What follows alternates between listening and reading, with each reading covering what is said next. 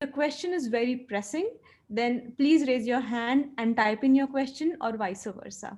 And we will either take up the question during the session if it suits the flow of of the talk, or we will take them up at the end of the talk. Now about Movin Jain. We have heard his name quite a lot since quite a few months now, and it's my pleasure to introduce you Movin Jain. So Movin has been doing a lot of things in various industries. Movin currently leads the payments product at PhonePe. He has earlier worked with Misho, Ola, InMobi, and also founded his own startup, Gallery 5, which is now a very profitable company in social media and marketing space. He went to IIT Delhi and IIM Ahmedabad, so both very big names. Having started his career as a trader in capital markets, and then spent the last building 8 years in building products in various industries and different types of users. Movin is passionate about making people's lives easier through technology and believes that there is a lot of potential for building smarter and intuitive products. Outside of work and family, Movin loves running half marathons, driving and reading about cars, solving math puzzles, reading about tech, and checking out latest audio gadgets. All of this, I think it's quite exciting to hear about him, and it will be even more interesting to know his journey through his webinar today. Please feel to type in your questions. Please feel free to raise your hand. But it's important that we are all on mute so that we start to record this session. Movin, over to you. The stage is all yours. Thanks a lot, Satyavati, for the kind introduction, and Amit and Satyavati both for organizing this, and for everyone else who's part of the Product Tank Pune team. I'm excited to be here and excited to talk about this for the first time. I think it's a challenging topic, and I'm nervous as well as excited. Please feel free to ask me any questions, and please feel free to share your opinion, irrespective of whether it is similar or different from mine. And it's a discussion rather than a lecture. I think I was pretty excited when Prateek reached out to me asking if I could do something with Product Tank Pune, and we together came to this topic after debating a few others. I was very doubtful about do justice to it, and I'm still not sure. So let's see how it goes. I hope that I'll be able to share something from my experience that I've picked up so far, and would be able to learn something from all of you as well. So let's proceed. But I hope everyone can see the full screen. Satyavati, is the slide visible? Yes, yes, I Cool. can see. Let's proceed. So the agenda quickly, we'll go through road mapping first and then stakeholder management. The two are truly related to each other, so it's very difficult to set them, and you will see why. But still have tried to address both of them independently as well. Just a disclaimer, I am currently working in a B2C company and on a platform product.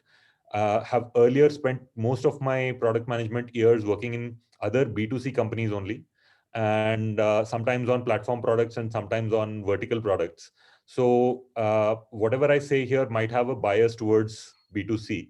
I've had some experience working in B2B at InMobi, but excuse the bias, and feel free to sort of imbibe the learnings accordingly for B2B, and feel free to also share, and would love to hear how things change in B2B products.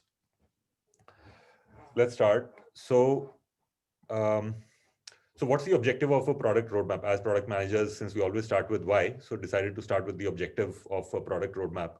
So it's the team's guide for what to work on and what to work on. It also serves as motivation for the team and visibility to stakeholders.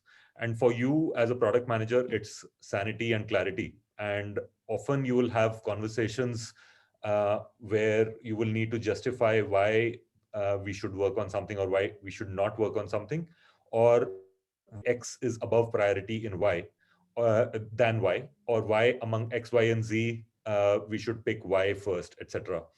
Um, the roadmap is basically a way of front loading all of those conversations and having them once in a quarter or once in 6 months rather than having them every couple of weeks, because that's you not so productive, and uh, you have to keep going back to the whiteboard, and the team keeps having doubts about what they're working on. So the product roadmap generally serves the purpose of making the team sure, at least for a significant period of time, that this is what they're working on.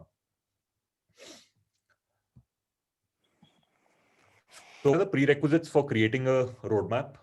You cannot create a roadmap in vacuum, and you definitely cannot create a roadmap unless some of these prerequisites are already satisfied. One, there needs to be a company and a product strategy, and that needs to be known to you and to the team. And there needs to be alignment on that. If different people see differently about the company strategy or the product strategy, it is very difficult to create a product roadmap that everyone agrees to or everyone is motivated to work on. So if this if this prerequisite is not satisfied, I would rather go and solve that problem first, or ask whoever needs to solve that problem to solve that problem first. Um, Market sizing, if you do not understand how many customers are there potentially in the market, how much money are they willing to spend on what you're building or the problem that you're solving for them, etc. I think all of those things, it just helps to have a very high level idea. I'm not talking about detailed financial projections, etc. Depending on the use case and depending on how novel it is, you may or may not have that, but at least very, very high level market sizing is something that would definitely help while creating a roadmap. Um, when you join a company, for the first, you may not fully understand the org structure, the team structure, and who your different stakeholders are and what their expectations are. So I would not attempt to create a roadmap in the first few weeks when I'm unclear about some of these things. I'd first get those sets of clarity and only then proceed to creating a roadmap. So these are some of the prerequisites according to me. Next, how frequently to create a roadmap? So I think there's no right answer, but I've just tried to share what can go wrong if you err on any of the extreme sides. So if you do this too frequently, then you really get time to execute, and you're always road mapping. And also, if you roadmap too frequently, then your roadmap is very low leverage, right? I mean, roadmap is a very high leverage activity in the life of a product manager. You spend those week or 2 weeks creating a roadmap, and then for the next 3 months or 6 months or 1 year, hopefully, you execute, and the team can execute with very high efficiency and productivity because they know what to work on, and they're not questioning everything that they're working on. So it's a very high leverage activity for the entire team, and particularly for you as a product manager. So if you're doing this too frequently, then it becomes a very low leverage activity, because the leverage in product road mapping comes from that those few days of road mapping effort will lead to productivity and efficiency for a long time. But if road mapping is too infrequent, then you might need to revisit your roadmap often, because, for example, let's say you create a 2-year roadmap or a 1-year roadmap in a that needs to move really fast, or where the market is changing really fast. So every 3 months, you might actually need to revisit because something changes or your competitors do something, because of which you might need to completely rejig the roadmap. Then again, having a 2-year roadmap might not make sense in that environment. So for every company and every industry, and within a company itself, for every different team or every different product, a different frequency might make the most sense. But these are sort of just try to give a sense of what happens on the extremes. Where you should be on the spectrum is something that you need to sort of find out, with practice. Usually, I've seen that quarterly, semi-annually, or annually works best. But again, depends on the size and maturity of the company and product. For example, if you're a really early stage startup, you probably don't even need to do road mapping at all, or maybe you do some sort of weekly or monthly road mapping. And as the company grows, you move quarterly, semi-annually, or annually. So what does a product roadmap contain? To put it very simply, it's a list of projects by sequence with very high level details. It can be a problem or a solution. And this is again something where I've seen a lot of stakeholders coming up with questions. um, uh, on the roadmap, and they're not clear about whether the roadmap has to be only problems or only solutions. I don't think it has to be only one of those. Uh, Item one on your roadmap could be a problem. Item two could be a solution to some other. So let's say item one could be, in the next 3 months, we will find out the solution to problem X. We may or may not implement it because we do not know the solution yet. We do not know what it takes to implement. We do not even know if it's going to be engineering effort to implement it, or is it only going to be operational effort. And if it is engineering effort, does it take 3 months or 6 months? So till you don't know all of those things, maybe you just take it as a road mapping item that involves only problem solving. And then maybe in the next 3 months is when you will actually take up the implementation of it. So that's a problem item or a problem solving item. The item two on your roadmap could be something where you did solving already, or the problem was too simple for you to spend 3 months doing problem solving, and you just did it in the last couple of days as you were chalking out your roadmap. And now the solution is fairly clear, but it will take you about, let's say, a couple of months to do the engineering implementation. So you then add a roadmap as an implementation item. So a roadmap can contain both of these. There is no rule that says it has to be only problems or only solutions. Of course, you need to call out what is the what item is in which phase, so that everyone knows, for example, that for item one, engineering team should know that they don't need to do anything as of now, or maybe for the next 3 months, they will only need to be involved in solutioning and not really in development. Whereas for item two, they can immediately start development. So the roadmap needs to be as usable as possible. And for that, you need to call out all of those details. Dependencies on other pods, etc., should be chalked out. So depending on your, and that's the reason I said you need to understand the org structure and where all you will have dependencies and who are the right POCs in those pods. So high-level dependencies on other pods need to be chalked out. The potential impact of them and the estimated effort, and a clear PM owner for each project. Preferably a single owner, but this is just my preference. Every company could think of it a different way. I have typically seen things working better when there is a single owner, even if work is divided half and half between two different pods. Even if you just randomly choose one of those pods POCs as the single owner, I think that model just works better because then there's a single window ownership. So having these impact, effort, and owner identified within the roadmap really helps. The status of alignment with marketing, BD, sales, or whichever other teams are relevant in your company or in your industry is also something that I'd prefer to put on the roadmap. And I think while I've mentioned here, stating what really is important is alignment. I mean, just calling this out, saying there is no alignment is obviously not a great thing to have on the roadmap. Alignment is actually, I mean, creating that alignment is something that you need to do while creating the roadmap.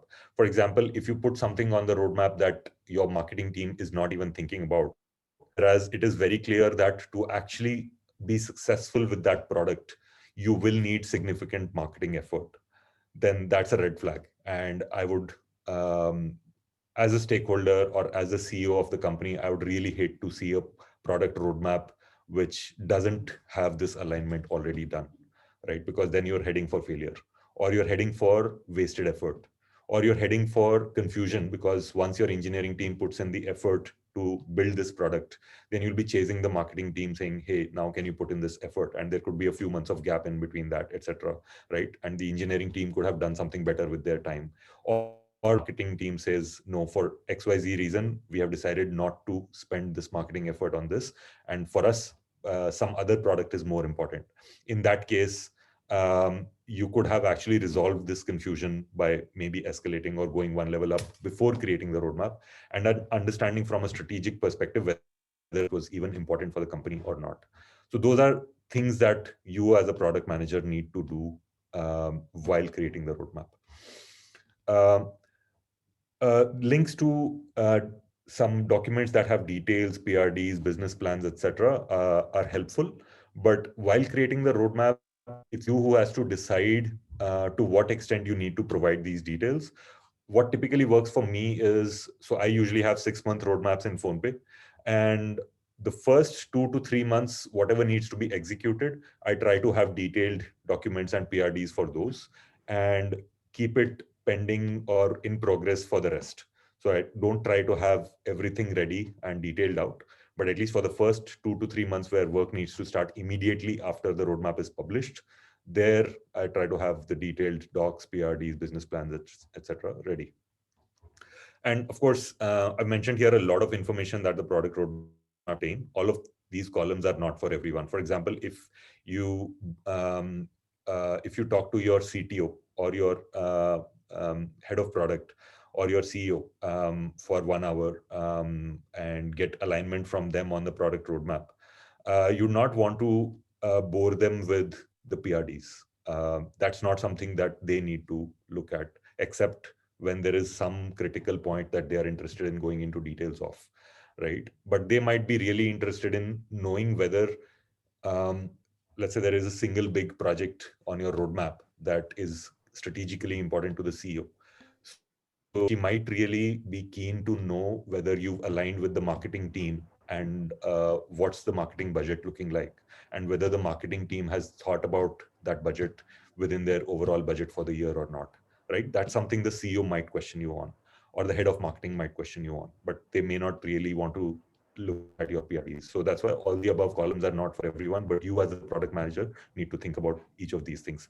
And as you present your roadmap to different parts of the team or different stakeholders within the company, you might need to show them different columns or different aspects of this roadmap. The number of items and the list of items remains the same, but what aspects of each of those items each person is interested in depends on who that person is. Okay, so next, I think now we kind of understand, I've kind of shared my thoughts on what structure of the roadmap should be, how frequently we should do it, etc. Um, let's look at where the roadmap projects should come from. I mean, it looks like a gigantic task for a product manager to, in a couple of weeks, come up with a list of projects that will really keep the team motivated for the next, say, 6, and also make sure that this is the list of projects that will deliver the highest ROI given what resources the team has and what aspirations the company has, what strategy the company is chasing, etc. So how do you come up with the right list of projects? So I've divided that into 3 sets of items. First is already known items. So as a product manager, so this obviously doesn't apply if you've recently joined or if it's a new product within the company. Even if you recently joined, you might inherit a list of backlog items from the person you replaced. So there is a continuously backlog, and I think it's a great idea to keep one. Just for yourself, it may or may not necessarily be something that everyone else uses, but you as a product manager do need to have something like a backlog where you continuously keep adding problems to it and continuously keep grooming the backlog, in the sense that every week or every fortnight you just look at your backlog and keep reprioritizing or keep resequencing items within that backlog, just so that you have a view of what are the top 5-6 things that you'd like to take up whenever you create the next roadmap. Then there's always going to be some tech debt. As you talk to your engineering team, there will always be some things that they've decided that they will take up whenever they get time. And it's not a great idea as a product manager to keep pushing them to postpone tech debt because it's usually a time bomb. That is only thing or any other reason? Full also. There's some noise. Sridhar, can I'm you not making, I'm mute only yourself? making kakarkai gula rice and papur is there. Okay. Okay. Now what do we do about this? I don't know. You have to tell no what it. Sridhar, can you mute, please? Okay. So similarly, there could be regulatory debt. There could be other kinds of debt as well, UX debt and so on. So these are already known items as well. In fact, they should ideally be in your backlog. But sometimes because they're not exactly product debt, you might need to actually go to the relevant team to understand what those debt items are. Then there could be unfinished items from the previous roadmap, which again are known to you already. Then there could be new discovery, which means you could come up with some new items. Again, I thought of 3 ways of coming up with new items. There could be more. But one, you could do a top-down analysis of a large problem that you've recently been assigned. Or maybe there's a new way of looking at this problem area. Or maybe you're just refreshing a top-down analysis that you've been doing every quarter. For example, something like growth or customer acquisition. Where should our customers come from? Or which type of customers? Maybe you divide the whole country into states or into segments, and you say, okay, in this segment now we've achieved this much penetration. So now which other segment should we go after, etc. So those are things where you will need a lot of top-down analysis, and you will need to keep achieving some parts of the problem. You will need to keep looking at what problem still remains, and then accordingly decide what your roadmap is. Then doing some user research could again lead to discovering some new problems, or even reprioritize some already known problems. So there is a problem that you were already aware of, and you knew you will need to solve it at some point, but because users said that it's something that really bothers them, you decided to keep it very high priority in the upcoming roadmap. Similarly, stakeholder discussions might lead to problems you were either not aware of or were putting lower in priority, but decided to now prioritize them based on some conversations. Then there could be new focus areas, which means your scope could broaden as a product, as a company, or as a product manager, or as a pod, and because of which you've now started looking at products or areas or problems that you were not earlier looking at. So these are, according to me, some of the places from where your roadmap projects should come. What I've seen typically is for something that's not new, for a product that's already been in existence for more than a year, already known items, that's the first bucket, usually more than half the contributor to any of the upcoming roadmaps. But this is just an indicator from my experience. Movin, we have quite a few questions on road mapping. Would you like to take a few now? Sure. Yeah, we can spend maybe 3-4 minutes on. Perfect. So Meghali asks, for a team that is building a product from 0 to 1, we do 2 to 3 week sprints, and the roadmap is built after every 14 days. So is that a good practice to follow? Because we talked about frequency of the roadmap and road mapping every 14 days. What is your suggestion, advice? Yeah. Got it. Short answer, I don't think so, but we'll need to probably have a longer conversation to understand if there is anything special that I don't know in your case. But I tip sprint and roadmap as 2 separate things, and I've seen most companies and pods do that. A roadmap could have many sprints, right? So think of a long road trip you're doing where you're going to drive for 10 hours from Bangalore to Goa. So the roadmap is actually the entire drive, the journey, right? Whereas a sprint could be a 1-hour stretch where you can drive without stopping, right? So it's a sprint is, so keep roadmap and sprint completely separate from each other. Roadmap is supposed to be at least to some extent strategic, and needs to give a view to your team that if we do a good job in the next few months, we will be able to achieve this XYZ goal, which today seems pretty aspirational and pretty amazing, right? Whereas in a 14-day sprint or in a 14-day roadmap, almost impossible to do that. To be able to take up something which can motivate the team like that.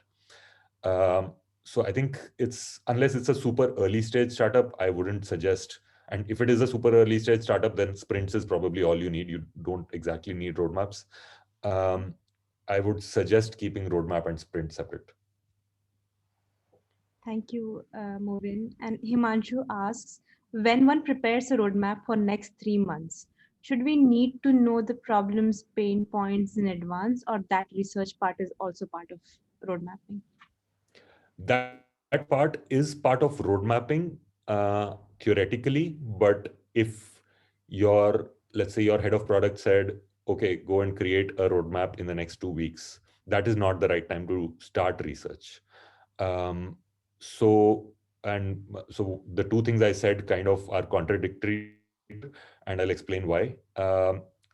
It is not a great idea to do user research when you start creating your roadmap. The time to do user research is uh, during the quarter when you're executing your previous roadmap. During the 6 months or 1 year, whatever. I'm using the term quarter because usually it's quarter or 6 months for me. But I think user research usually takes time. If you're going to do any meaningful user research, it's not something that you can do within, say, a week or two. And usually for creating a roadmap, you will not get a couple of months.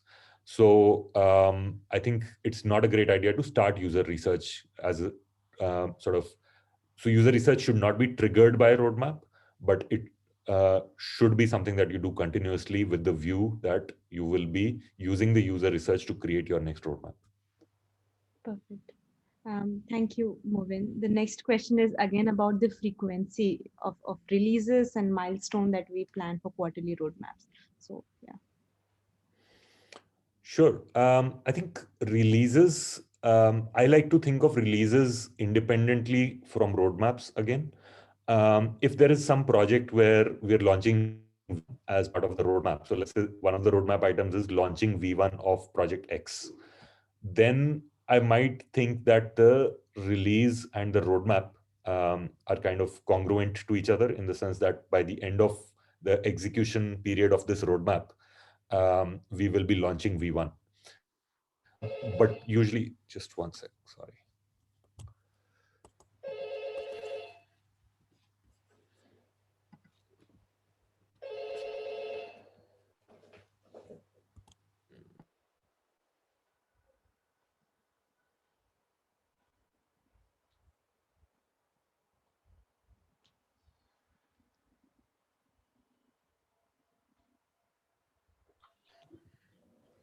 Sorry, I'm in a hotel right now. Okay. So where were we? We were so if we are launching the V1 of a big project, let's say, as part of the roadmap, then I would think of the release as sort of one of the goals of the roadmap.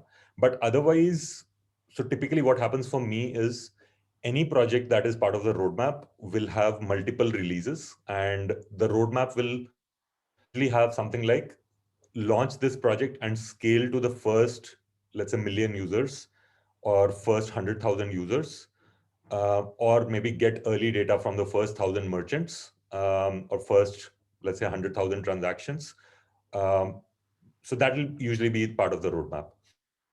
That the release actually needs to happen much before the period for the roadmap is over. You do the release as soon as possible, and then you actually run that product for some time, look at the data, do some iterations, do some bug fixing, etc. By the time the roadmap period ends, you actually have all of that data to show. So it's not just the release, but all of the data that you get from running the product and all of the user feedback, etc. Is sort of what usually forms the end goal in a typical roadmap. I think just the release, I feel I've not seen too many B2C companies looking at just as a goal. Thank you, Movin. I think we have quite a few questions as well. So would you like to take them now or later? So I think given that we are already at around 11:45, I'll just proceed with the rest of the presentation, another 10 minutes or so, and then we can start with the rest of the questions. Perfect. Yeah. Okay. Thanks, Movin. Great. So, okay, how to sequence roadmap items. So want to make a point that I very, very strongly believe in. We always use the word prioritization, and I myself used it multiple times in the last half an hour. But I strongly believe we should call it sequencing and not prioritization, because the reason you decide to do a project before another project is not just because that project is higher priority, but also because of many other things. For example, there is, I mean, reasons could be as diverse as one of your engineers is getting married and he's the best person to execute something that is very high in priority. But you know that if you get somebody else to that right now, it might be suboptimal. So you actually sequence it next, that is 1 month later, and you realize that if you get it executed by someone else right now, you might actually end up making a mess of it because the other person's skill set doesn't measure up for that particular project, or that other know that particular technology, etc. Right? So between you and the engineering manager, let's say this conversation happens, and because of which you decide to sequence your highest priority project later or 1 month later because of this reason. I mean, I've given you a very, very sort of strange example, but there be a little more common examples like, so in fintech, what usually happens is some specs of an API have been released by RBI, let's say, or by one of the government entities running UPI, etc. But there will be some working committee meeting where those specs will be signed off by the working committee. Till the specs are signed off, they're not final. But this is a very high priority project. So the moment the specs are signed off, you will actually want to start working on it at full speed. But if you start working on it today, you might actually waste a lot of time. And there are a few others like priority projects, but still quite important. So you decide to work on those projects first because you don't have 100% confidence that the specs will not change for your most highest priority project. So the order in which you do things might be different from the order of priority. And there are other reasons for this, of course. For example, your highest priority project might actually take up much more effort, and hence the ROI might not be great, etc. So those are also reasons. But I like to think of this as sequencing rather than prioritization, which just makes it sound much more practical than your ethical discussion about what is high priority, etc. You of course need to understand what's the priority, what's the effort, and what are the constraints for every project. But the sequence that you ultimately decide in your roadmap is something that has to come from so many practical constraints, is the only thing I sort of wanted to convey here. And hence I think a lot of I've seen a lot of people get into a very, very theoretical understanding or thinking of how to prioritize a roadmap. And I've seen formulas like impact divided by effort raised to power 1.3 and so many other cute formulas. But I don't think all of those are valid because in real life, most of the times those formulae don't work. And in real life, you actually need to take very, very practical and very mature decisions. And usually, if that formula changes by 5% here or there, actually in real life, it won't change much. It's by looking at the practical constraints, it's actually much easier to decide the sequencing of items than applying sort of some mathematical formula which doesn't make any intuitive sense. Then I think in sequencing, there are always some items which you can be sure of. For example, if your roadmap is ultimately going to have 20 items, the top 3 to 4 are the ones where you should spend the maximum amount of time thinking about them and aligning them with your stakeholders. A lot of people will actually not care beyond the first 5 because the chances are that you will also not be able to execute everything on your roadmap. Chances are that a lot of the items below, let's say, the first few will be lower in priority for everyone of your stakeholders or for the company broadly, and hence spend most amount of your time on getting the top few items right. So alignment on the top business priorities and the overall strategy of the company is very important. Any debt that is of time bomb nature, where we said that we will take this as a debt for now, but by X date we will need to fix it, otherwise so and so problem will happen, right? So those are things which are obviously to be taken up on high priority in your roadmap. In my experience, impact by effort ratio is hard to calculate, as I said. I usually do not try and get mathematically cute about sort of sequencing my projects, and don't try to look back by effort ratios or any sort of more complex mathematical expressions. How to balance different stakeholders' priorities. So there are two ways of doing this. And I'm not saying which one is right. I think different things might work for different dogs and different pods. One is a quota system, where you give a quota for each type of stakeholder. So let's say that there are 5 asks from sales, 10 asks from marketing, 5 asks from business team, 3 from finance. And in my roadmap, I will reserve 25% bandwidth for each. Up whatever I can. I will ask them to prioritize locally amongst them. So let's say I'll tell finance, hey, you can give me 2 items, choose which 2 you want, and I will take up 2. Similarly to marketing, give me 2, and so on, right? So each of them gives you 2, and you end up with total 8. And you just divide your bandwidth equally among them. It could be equal, but all I'm saying is you've got quotas for each type of stakeholder or each type of track or priority, sort of set of priorities. So this is one. The advantage of this is during the road mapping exercise, you do not really have to think very hard about whether the finance priorities is higher than one of the marketing priorities, right? Because you've given a quota to everything and you said, we'll just spend some effort on everything. You might need to give some high level thinking into whether you want to spend 15% time on finance or 25% time on marketing roadmap, etc.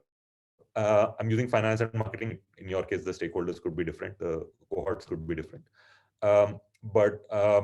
So that's one way of thinking about it. The other is global prioritization, in which basically you do all of the effort upfront and say, okay, I will not come up with any kind of quotas. Put all of the projects in one page. It doesn't matter where the project came from. I will figure out what is highest in priority and just do a very purist prioritization or sequencing exercise, right? The good part here is that you will probably not make irrational decisions saying that, okay, 25% quota is with this particular stakeholder. Whether or not they give me high priority projects this quarter is up to them, but I will still give them this much bandwidth, right? So that kind of inefficiency goes away. But another kind of inefficiency, which is you as the product manager then has to spend a very high amount of effort on actually sequencing this list. And you might make mistakes because you also do not have perfect information. And this is inherently a very tough thing to do, sequencing a list of projects and pitting one project another and taking a decision which one is more important. So take your pick.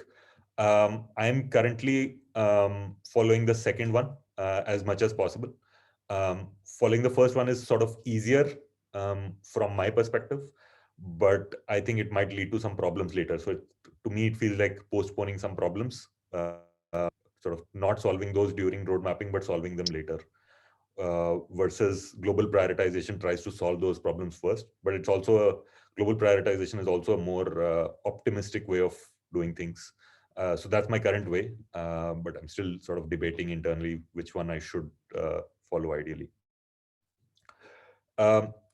Different maturity projects also may not deserve to be on the same roadmap, and you might need to create quotas. And here, I think creating quotas actually makes a lot of sense.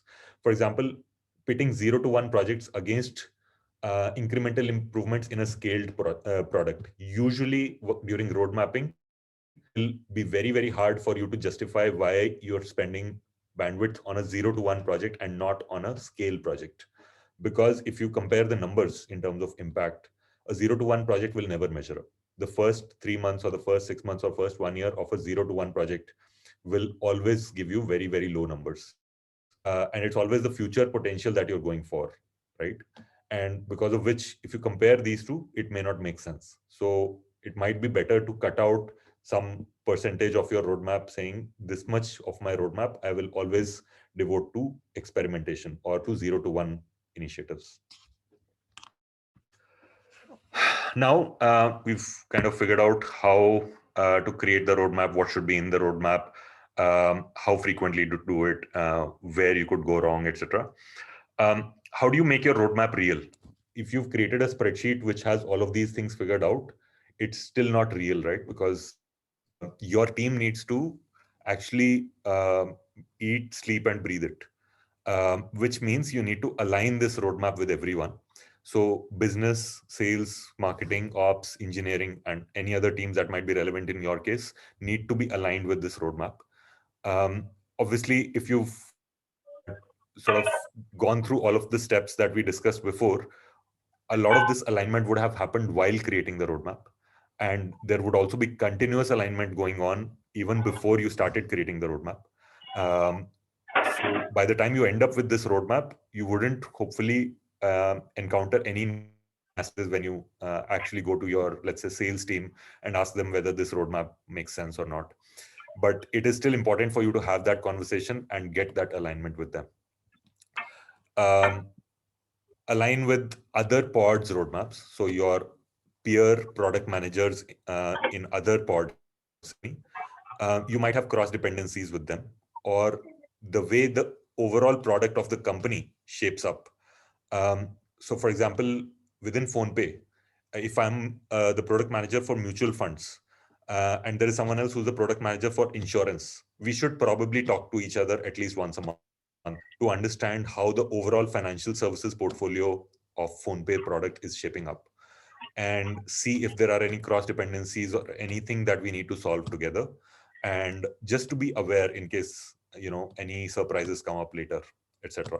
For example, maybe I'm just making this up. I am not either of these two product managers at PhonePe, but let's say both of these product managers are going to ask for the user's PAN card at some point in the user journey. So the way they ask for the PAN card, if the experience is very, very inconsistent, that's not something good for PhonePe overall, right? And while the head of design should ideally point this out, as product managers, it's not great to not have that visibility, right? So aligning with other pods roadmaps or with your peer product managers is also very important. Align with relevant non-product roadmaps and annual operating, that is your business plan, marketing plan, PR plan, budget plan, growth plan, retention, sales, etc. And aligning with leadership. I think we've kind of talked about it before, but I think all of this is really important for you to make your roadmap real and make sure that it is not just a document, it is something that people will back. Okay, so we are moving to stakeholder management now. I think we'll spend about 5 to 7 minutes on this. We've covered a lot of stakeholder management within road mapping, actually.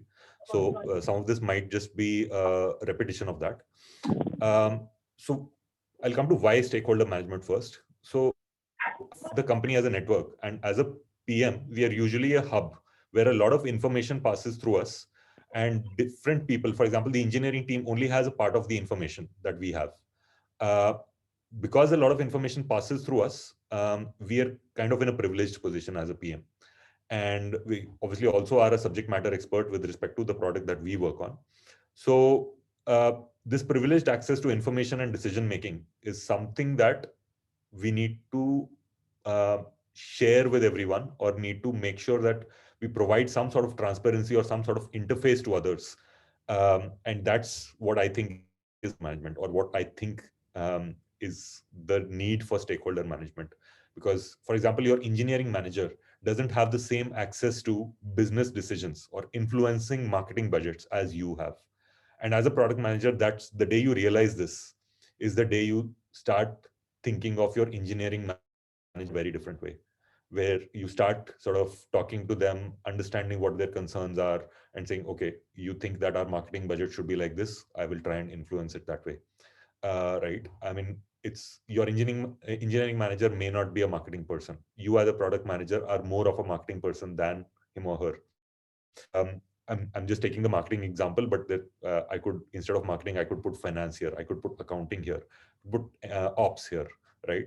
So, so the reason stakeholder management is important is because you have a very, very privileged position as a PM, and you understand that part and need to make sure that others who need some sort of information from you or some access from you they're getting the right access. Who are the typical stakeholders? I think kind of obvious. Anyone you can think of who depends on the product and engineering teams will be a stakeholder. Depending on what you work on, what industry it is, and what company it is, at what stage it is, there could be different stakeholders for different PMs.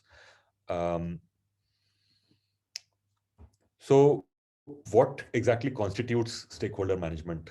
I think there are two parts to it, synchronous and asynchronous. Synchronous information and opinion exchange means whenever someone needs something from you, they come to you, or whenever you need something, you go to them, right? So becoming a go-to for each of your states is very important.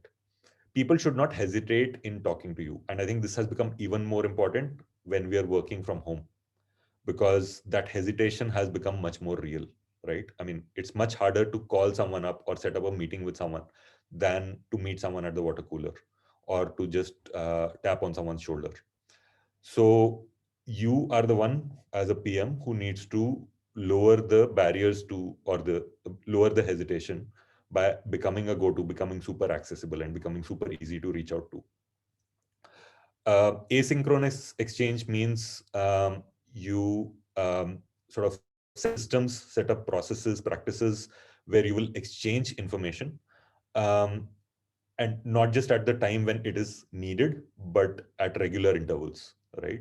So setting up, so for example, sharing your roadmap whenever it is ready with all other pods, for example, could be a great practice. Make sure that other PMs understand what you're working on. Even if they don't directly need that roadmap, and maybe half of them will not even read it, which is fine. Even if half of them read it, it is, I think you've achieved the objective of sending out that one email. Then I think setting up one-on-ones with your key stakeholders is another asynchronous exchange where, so for example, what I do is with some of my stakeholders, I have weekly or bi-weekly or monthly one-on-ones. And I keep noting down things that come up which are not urgent in nature against that one-on-one, so that the next time I have a one-on-one with them, I can discuss those things with them. These could be low priority projects. These could be questions, doubts, discussions, feedback, right? And if you keep doing this regularly, it actually goes a long way. Involve your stakeholders in key decisions. Make sure they are heard. Make sure they also feel heard, right? So the perception that they have a voice is also very, very important, not just them having a voice. Discuss ideas and new thoughts regularly. Make sure that you're not just someone who executes well, but also makes people think, helps them innovate, and helps them stay ahead of the curve, stay ahead of their career, etc. So as a PM, you need to be contributing to them, and they need to think that you're someone who really stimulates them.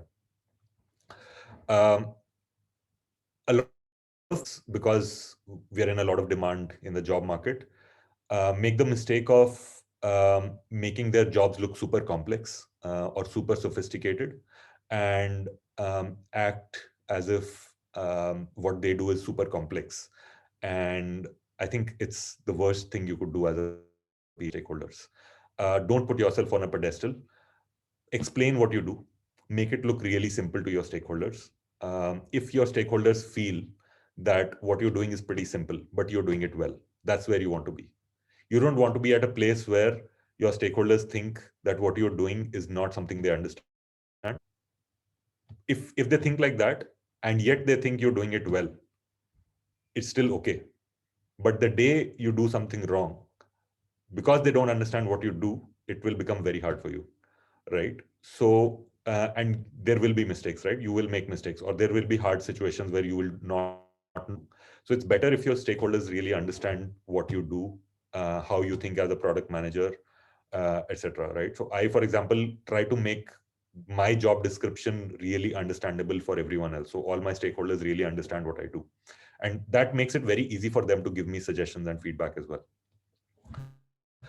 Help your stakeholders with their high leverage stuff. For example, my business counterpart, who I have a weekly one-on-one with, I help him mentor his direct reportees.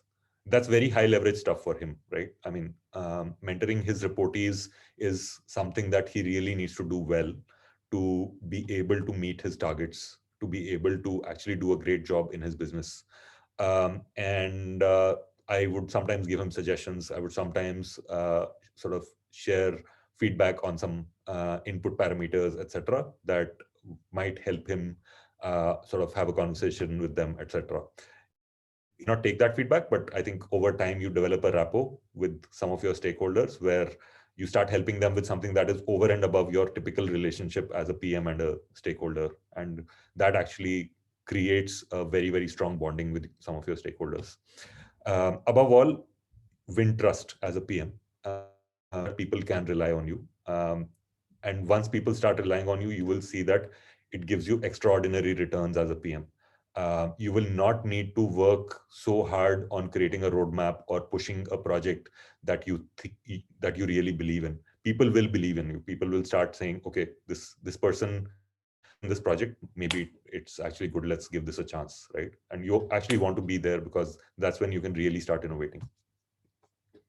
So yeah, I think this is all the thoughts I had. This deck will be shared with everyone. So please feel free to reach out to me later on LinkedIn and Twitter. Let's have some questions now. I think we've run a little over time. We can spend another about 15 minutes on questions now. Perfect. Thank you so much, Movin. We have, yes, quite a few questions. So where do you place the customer enhancements and requirements in the roadmap? Because we have been talking about stakeholders. So where do you, like, there has something which has to be customer centric. Yeah, so I think customer requirements, I would say, is the center of the roadmap. It's, I mean, anything that's not a customer requirement should not even be on the roadmap. So everything that you do on the roadmap has to link to customers in some way. And I mean, think of, let's say, tech debt, which a lot of people think is not related to customer requirements. You have to, as a PM, be able to relate tech debt to customer requirements as well. And I'm not saying write a one-page essay on why solving a particular sonar code smell will actually help your customer be much happier with your product, right? I mean, that's a useless intellectual exercise. But just having a view on what are important to solve first, given the kind of customers you have and the kind of customer needs and the way your customers are evolving, the way your product needs to evolve, is something that you need to do as a product manager. For example, I very frequently have a discussion with my architect counterpart who's interested in solving tech debts, right? He will always have a list of tech debts that he's looking at and he's worried about, saying, Movin, we need to solve these, right?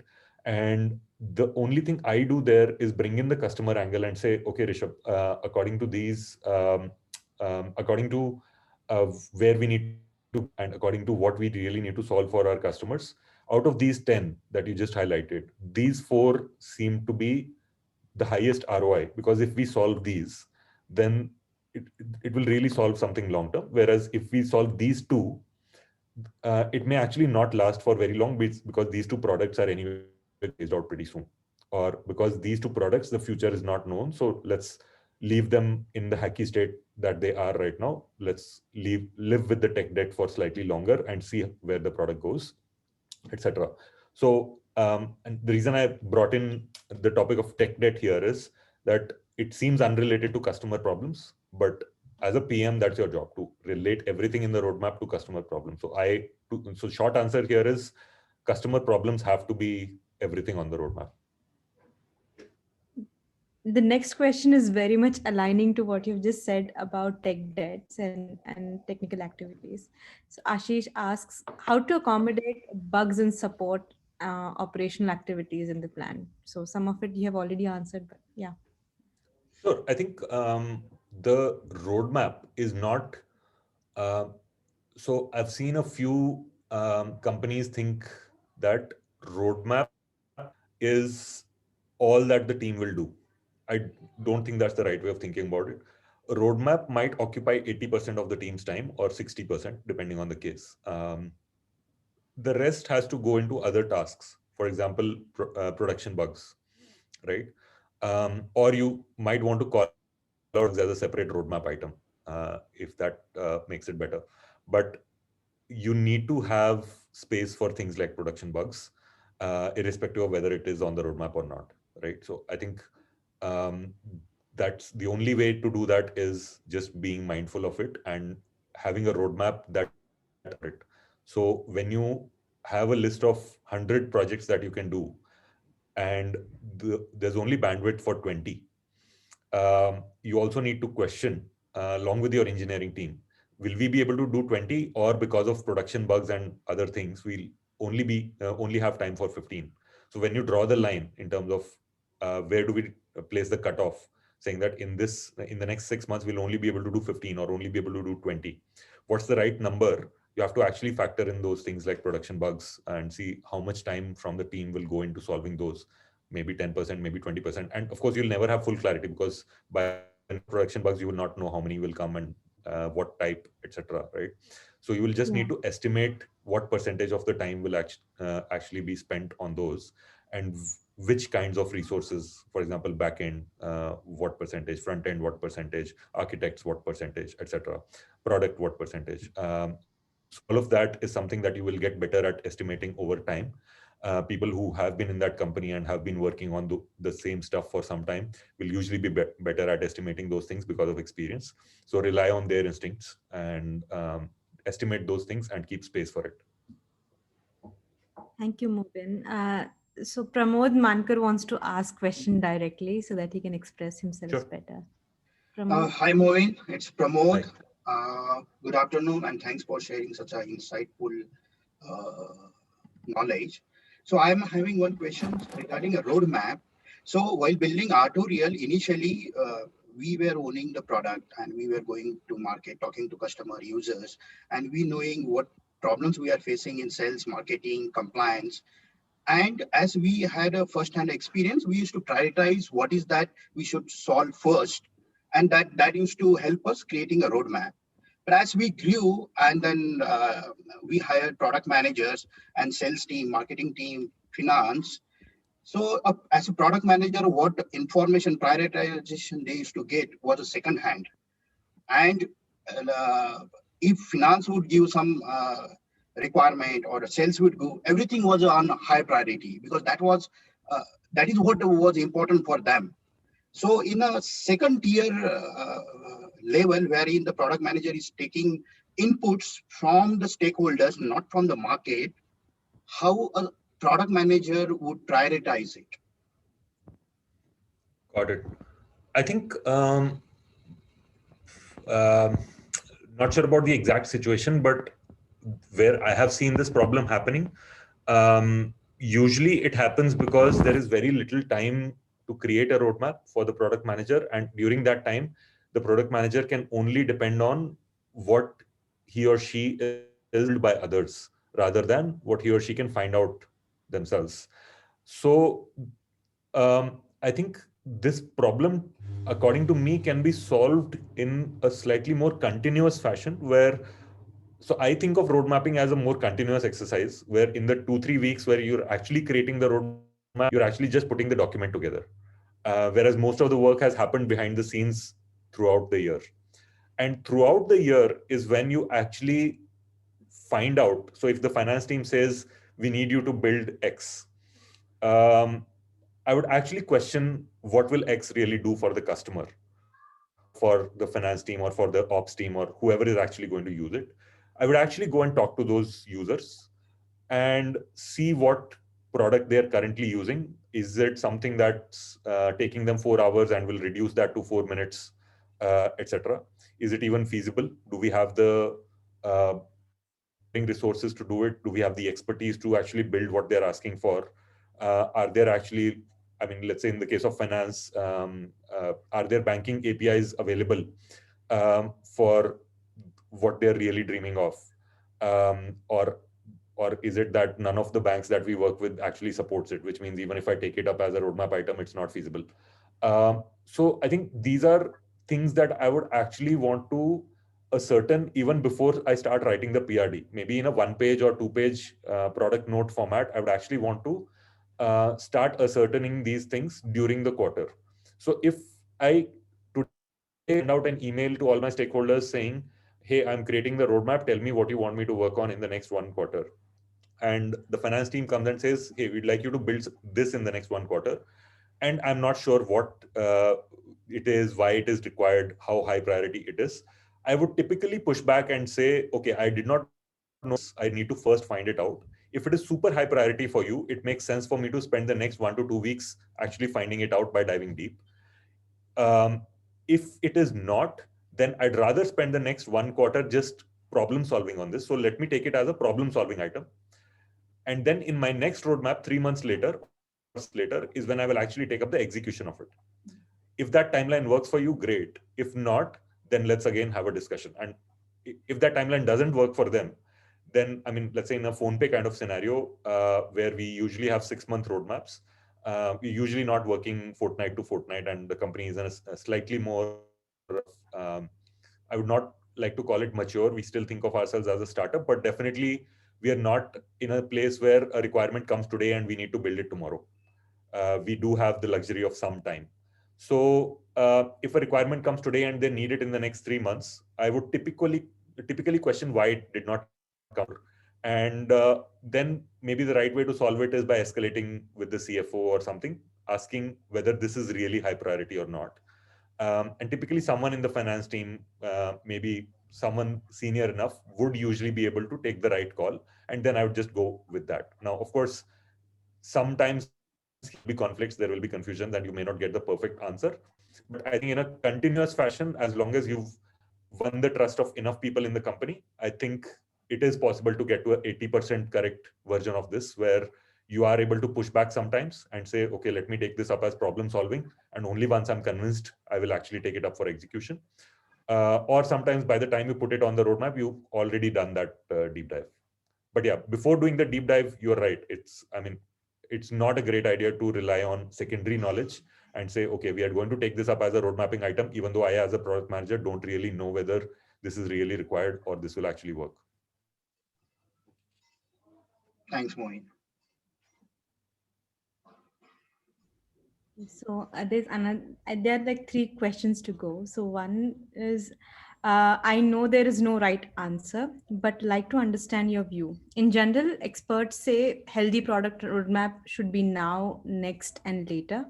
Timeline or releases should not matter or bias or pressurize the roadmap through, I mean, like thought process and mindset. So yeah, it's actually not a question, but just a statement, I think, Rajdurai. Like, am I right? I think the now, next, or later part to me sounds more like a. So there are 2 things. I think there is blueprint and there is roadmap. I don't like to use too much terminology, so I typically never use the word blueprint. But there is something called, there is product strategy, or something where you ultimately want to get, which is blueprint. Product strategy is how you want to get there. And then roadmap is the actual list of projects that will take you there, right? So when you say now, later, etc., to me that looks a little bit more blueprint level stuff. I like to think of roadmap as now. Roadmap is not later. Roadmap is something that you want to do in the next 6 months. If you're thinking about 2 years from now, this is will be. According to me, that is blueprint, or that is product strategy. That is not roadmap. That might eventually obviously feed into your roadmap, saying if we want to get there in 2 years, then our next 6 months roadmap has to be this, so that we get closer to that 2-year goal. So that's how I think of it. But I like to use the word roadmap for things that are real and can be started in the next 6 months. Perfect. Thank you, Movin. So Alap asks, how do you manage a roadmap when you decide to build out of the plan features, something like find a store feature around the lockdown on PhonePe? So how did you manage to, roadmap it? Sure. I think in the roadmap, one thing goes without saying that there will always be changes during the 6 months or during the 3 months for which the roadmap is meant to be. And it's the way I think of it. So PhonePe is still pretty much a startup, and we like to be very, very flexible with our roadmap. As long as there is a healthy discussion and it makes sense to actually pick up something and drop something else, we do that. We don't like to do it every week or every day. And I would usually push back if someone is bringing an ask every day or every week.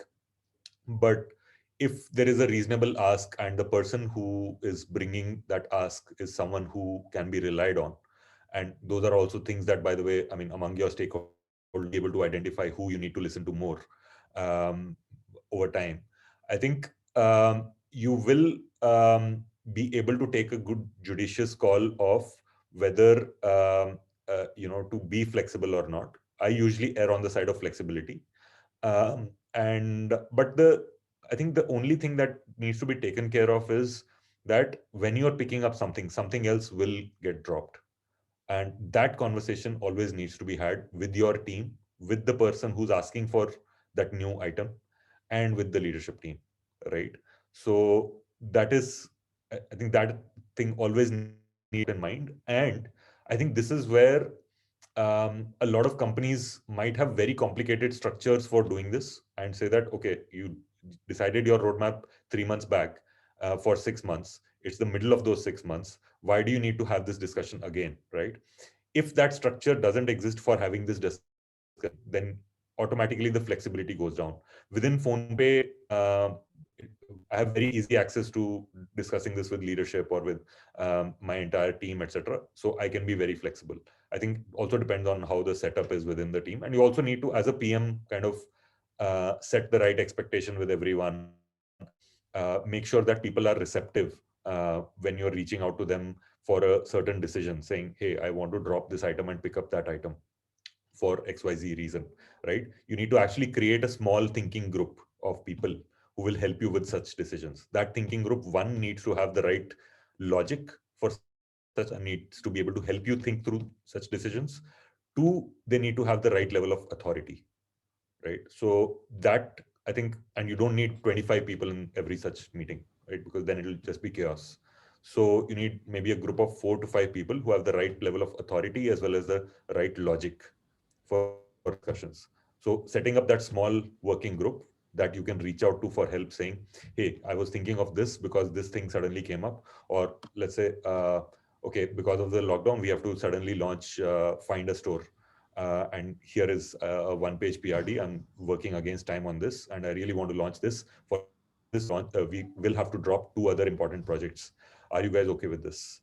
And I want a decision in the next couple of days, right? So there has to be a support group that you need to be able to reach out to soon. And you need to be sure that once that group decides, there is enough authority within that group so that you're sure that this roadmap, this new road is now aligned with everyone. Right. Of course, you will need to communicate this change to everyone, not that within this group you decide and then nobody else knows about it. You need to communicate, but the decision making needs to happen within that group, and there needs to be enough authority. So that's how I do it.